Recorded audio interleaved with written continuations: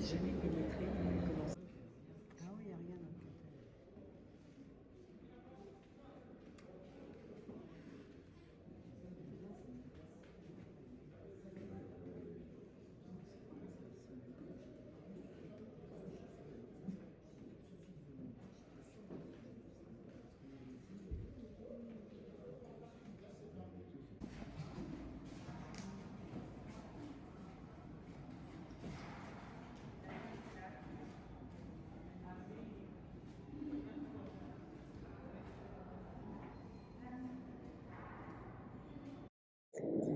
Le journal de Claire Pic, il est très important, bien entendu, pour l'APA, puisqu'il est quasiment à l'origine de l'APA. Il a été déposé par Chantal Chaveria-Dumoulin, cofondatrice avec Philippe Lejeune de l'APA, qui avait contacté justement Philippe Lejeune pour lui parler du journal de son arrière-grand-mère Claire Pic, qui vivait à Bourg-en-Bresse et qui a commencé un journal à l'âge de 16 ans. Et elle a écrit son journal de 1862 à 1866.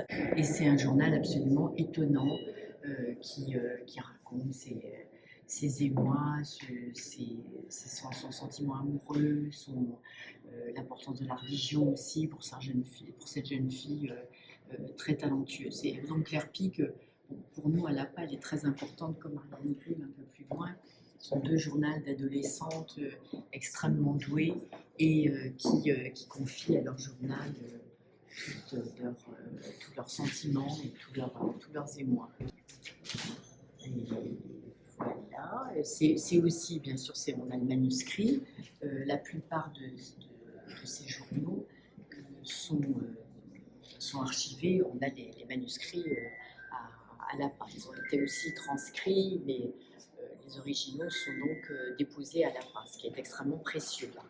Et on a donc du 19e siècle jusqu'aux années 2000, toutes les périodes du 20e siècle. Il y a près de la moitié ce sont surtout des journaux d'adolescence, mais des journaux, il y a aussi un journal fleuve qui couvre une vie pendant plus de 60 ans, là, avec plusieurs centaines de carnets qui sont déposés à l'APA.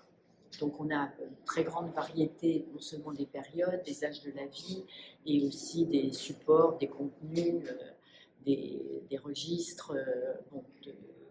C'est tout à fait représentatif quand même. Mais le choix en 9 journaux, c'est un parcours vraiment dans les archives de l'APA du 19e jusqu'à l'époque la plus contemporaine.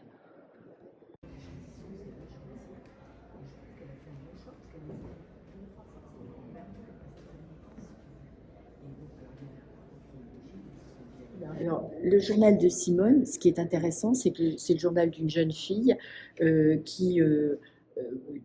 c'est un journal qui est écrit, on n'a que la partie qui est écrite en 1944-1945, il n'est quasiment pas question de la guerre, mais il est question là aussi, de cette recherche d'orientation de cette jeune fille, de cette jeune étudiante que ses parents voudraient voir devenir professeur, mais elle a plutôt des aspirations artistiques, des inclinations artistiques.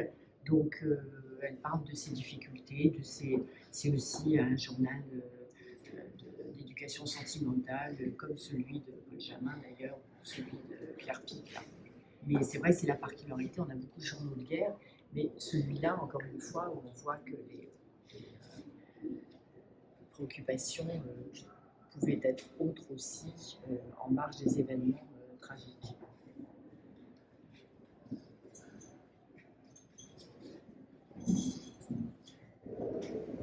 Alors, voilà, Jean Pemerlé, Heures et malheurs pemerlesques, et ce sont des albums de vacances de 1952 à 1958.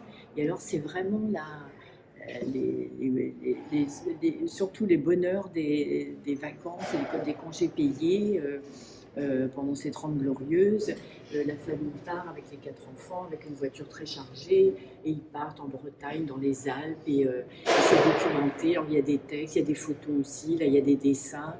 C'est un remarquable document sur ces vacances pendant les 30 glorieuses, grâce au Front populaire et aux congés payés. Alain Varlet, il était là le jour du vernissage. Il était très ému là, de voir ses carnets exposés. Il a écrit plusieurs centaines de carnets, dont la plupart sont déposés à l'APA, mais il continue à en déposer. Il a commencé adolescent. Moi, j'ai lu son journal, par exemple, de mai 68. Il était élève en terminale. En mai 68, c'est tout à fait intéressant. Et après, ben, il continue. C'est vraiment le journal d'une vie, là, comme on en reçoit de plus en plus à l'APA. Et lui, il écrit sur des petits carnets. Alors, quelquefois, sur chaque petit carnet, ça comprend le journal simplement de à peine quelques mois, de quelques semaines. C'est très variable selon les périodes de sa vie, mais c'est tout à fait intéressant. Alors, lui aussi, il avait vocation contrariée. Il a eu beaucoup de mal à se remettre d'une très douloureuse rupture amoureuse quand il était jeune. Et puis, il est devenu, je crois, moniteur d'équitation. Il vivait en Savoie. Il vit encore, je crois, en Savoie, et il s'intéresse à beaucoup de choses, très grand lecteur, se posant beaucoup de questions, au-delà de la vie quotidienne, de questions d'ordre métaphysique, et c'est tout à fait intéressant à lire. Ariane Vitalis, là, c'est la transcription de son Skyblog.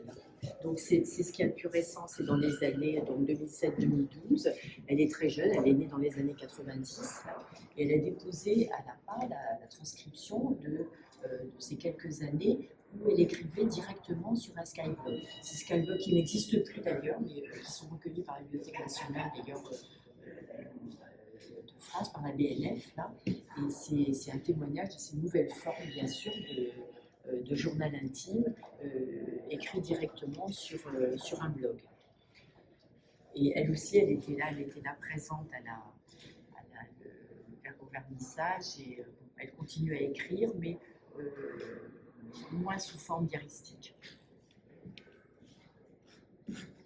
Et ça montre bien, bien sûr, l'évolution des supports et des formes d'écriture, bien sûr, qui varient aussi avec les supports manuscrits ou supports numériques.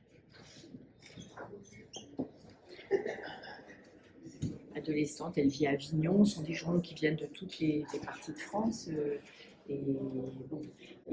Mais c'est pas un hasard quand même si même Alain Varlet, c'est le journal d'une vie, mais la plupart de ces journaux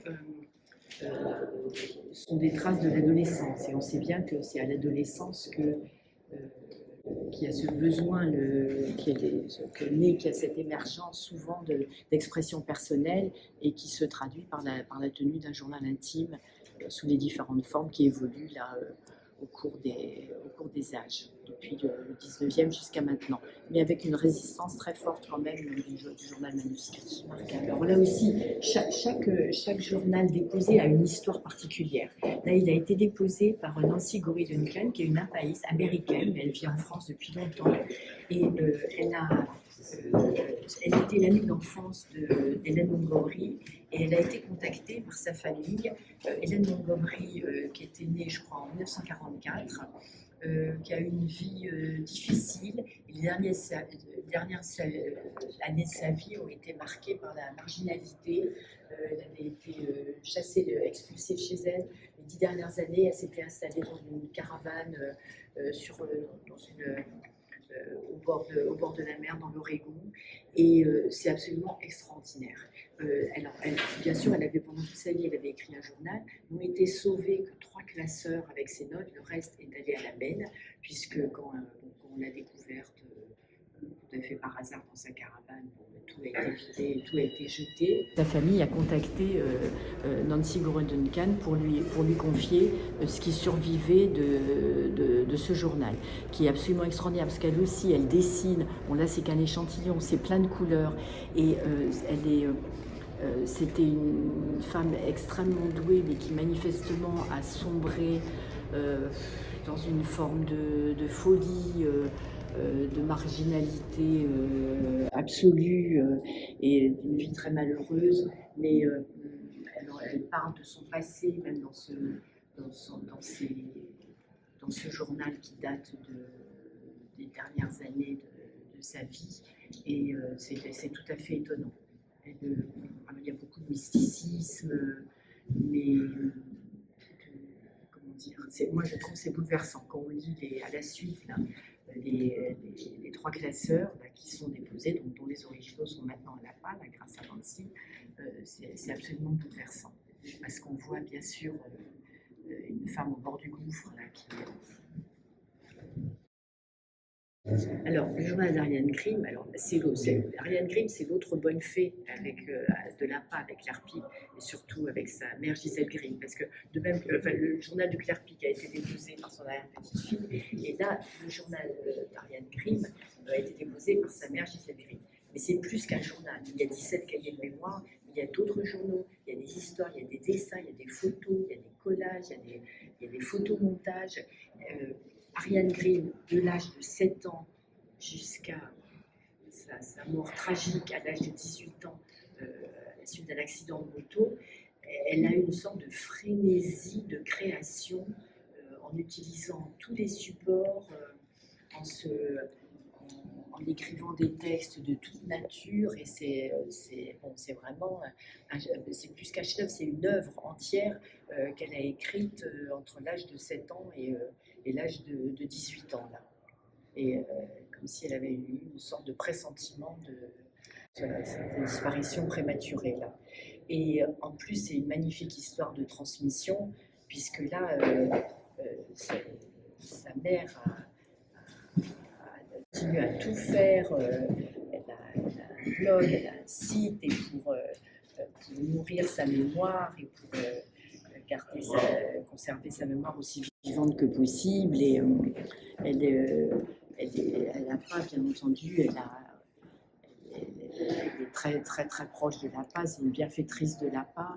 Et son 12 cartons, là, c'est vraiment le dépôt le plus précieux, sans doute, qui soit déposé à l'APA, c'est 12 cartons où sont non seulement tous les textes d'Ariane, mais tous ses dessins, ses photos, les objets, toutes les traces à la fois de sa scolarité, de sa vie personnelle, et surtout de tout ce qu'elle est parvenue à créer durant sa si brève vie. Là. Enfin,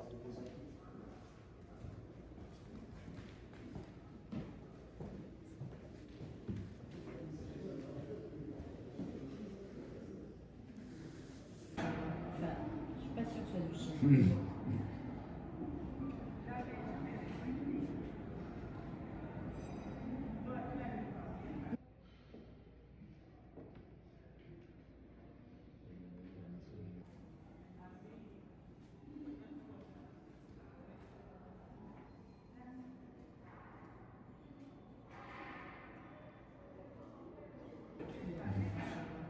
je suis pas sûre que ce soit du chien.